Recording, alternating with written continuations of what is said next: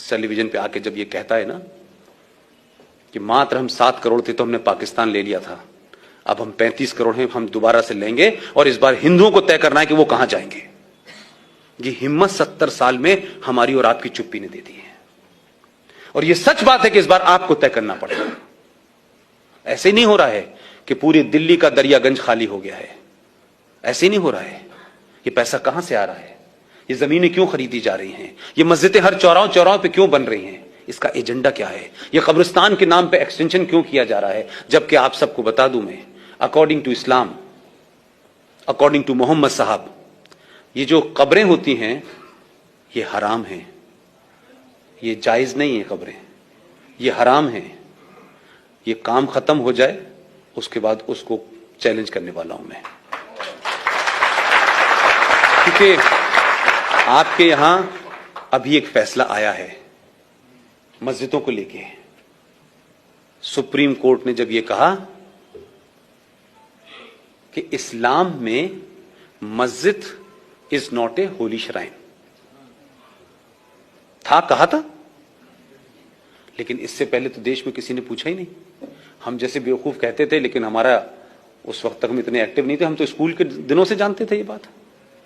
लेकिन आप इस बात को देखिए कि यह फैसला भी आ गया कि मस्जिद अल्लाह का घर नहीं है, मस्जिद कोई पवित्र जगह नहीं है, मस्जिद की इक्वलिटी मंदिर से नहीं हो सकती।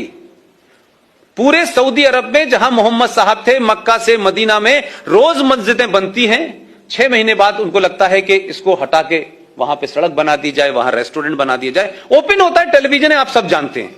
लेकिन भारत के मुसलमानों का एजेंडा कुछ और है।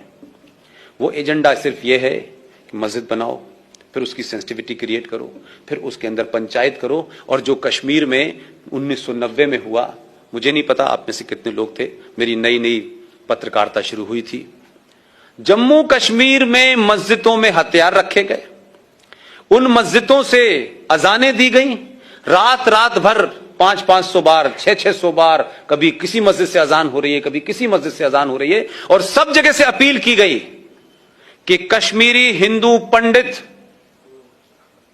कश्मीर छोड़ दें, हमें कश्मीर चाहिए कश्मीरी पंडितों के बगैर और कश्मीरी औरतों के साथ। ये तो कल परसों की घटना है, कोई बहुत दूर की नहीं है। जो लोग ऋषि कश्यप की धरती की बात कर रहे थे, जिस कश्मीरियत की बात कर रहे थे, जिस गंगा जमुना तहजीब की बात कर रहे थे, उन लोगों ने एक बार 1954 में आपके लोगों को दूर रखने के लिए संविधान के अंदर एक इलीगल कॉन्स्टिट्यूशनल अमेंडमेंट करा लिया।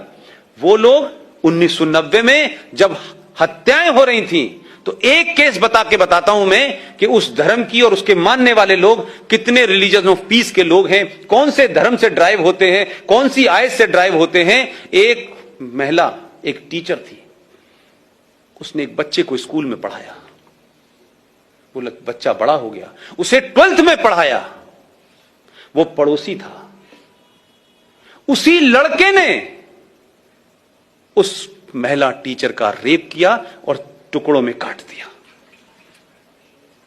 इस मानसिकता से आपको लड़ना है। आप तो किसी के साथ चाय पी लेंगे तो उसके बाद फोन करके पूछेंगे आप घर पहुंच गए कि नहीं पहुंच गए। आपकी सभ्यता यह है। आप जिस सभ्यता से लड़ रहे हैं, जिस मानसिकता से लड़ रहे हैं, उसका बराबरी आप कर नहीं सकते। लेकिन उन्होंने होने दिया, सब चुप रहे और यह भी देश को नहीं बताया गया कि यह घटना कब घटी। इस